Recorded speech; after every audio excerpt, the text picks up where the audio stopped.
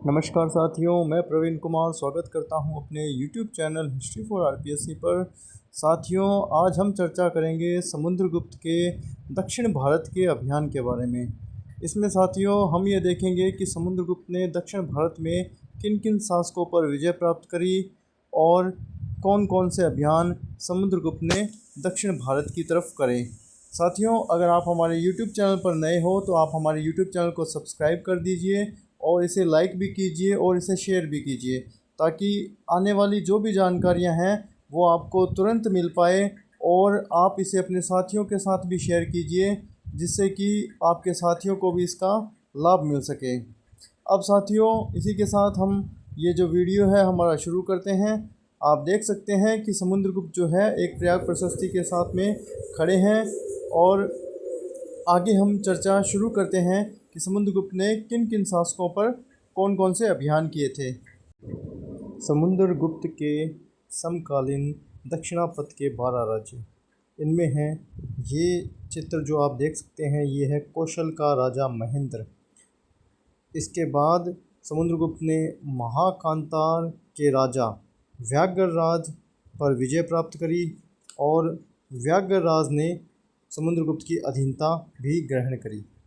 इसी के साथ आगे साथियों समुद्रगुप्त ने कोराल के राजा जो मंटराज हैं उन पर विजय प्राप्त करी और मंटराज ने भी समुद्रगुप्त की जो अधीनता स्वीकार करी थी।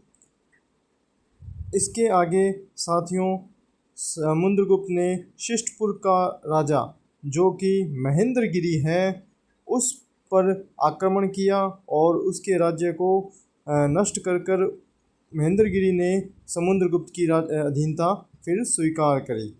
इसके बाद में समुद्रगुप्त के समकालीन कोटूर का राजा जो कि स्वामीदत्त था, समुद्रगुप्त ने उसे परास्त किया और उसे अपनी अधीनता स्वीकार कराई। इसी के साथ साथियों हमें एक नाम और सुनने को मिलता है जिसे हम बोलते हैं एंड्रपल। समुद्रगुप्त के समकालीन एक एंड्रपल नामक राजा था। एंड्रपल का जो राज्य है उसका हमें पता नहीं है, पर एंड्रपल या एरंडपल पर समुद्रगुप्त ने विजय प्राप्त करी और उसे अपने अधीन किया। समुद्रगुप्त के समकालीन साथियों कांची का जो राजा था वो विष्णुगुप्त था और समुद्रगुप्त ने विष्णुगुप्त पर विजय प्राप्त करी और उसे अपने अधीन कर लिया और विष्णुगुप्त ने भी उसकी अधीनता स्वीकार करी।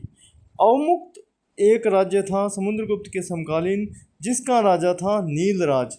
समुद्रगुप्त ने नीलराज पर आक्रमण किया और नीलराज परास्त हुआ। नीलराज ने समुद्रगुप्त की अधीनता स्वीकार करी। समुद्रगुप्त के समकालीन साथियों वेंगी का जो राजा था उसका नाम था हस्तिवर्मा। हस्तिवर्मा जो है उसे समुद्रगुप्त के सामने परास्त कर लाया गया और हस्तिवर्मा ने समुद्रगुप्त की अधीनता स्वीकार करी। इसी के साथ साथियों समुद्रगुप्त के समकालीन देवराष्ट्र का जो शासक है उसका नाम है राजा कुबेर। कुबेर जो राजा है उसे भी परास्त किया गया और उसने समुद्रगुप्त की अधीनता स्वीकार करी। और अंत में 12वें राज्य के साथ ही कुस्तुलपुर का राजा धनंजय जो है उसे परास्त किया गया और उसने समुद्रगुप्त की अधीनता स्वीकार करी। ये कुल 12 शासक हो गए हैं साथियों जिन्होंने समुद्रगुप्त ने जिन पर विजय प्राप्त करी थी।